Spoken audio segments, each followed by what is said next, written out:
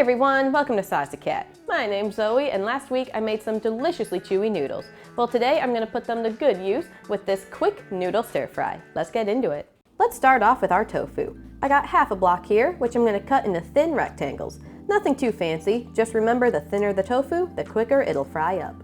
I'm going to marinate this in a little soy sauce just to give the tofu some substance. Now let's prep our veggies. Got some carrots and a head of broccoli, which I'm just going to cut into bite-sized chunks. Follow that up with some garlic and we're good to go. Grab a wok or pan and heat up some sesame oil on medium-high. Lay in the drained tofu single file. Fry the tofu for about 10 minutes on both sides, getting some nice brown edges.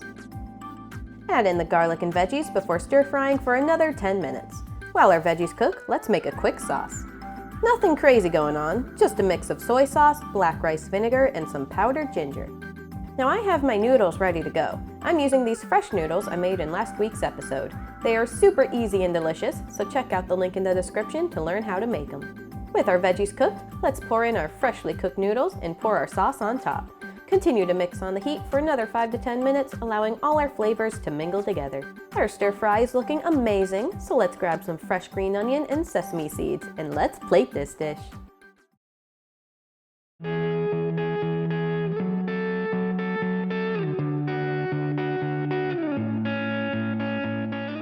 Nothing tastes better than a noodle made completely from scratch.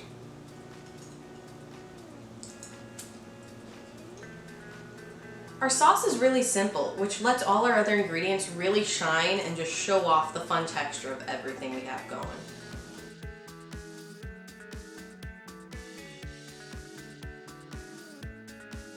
Well, that does it for today. Let me know what some of your favorite stir fries are down in the comments. Like and subscribe so you don't miss any future videos. Thanks so much for watching, and I'll see you next time on Saucy Cat.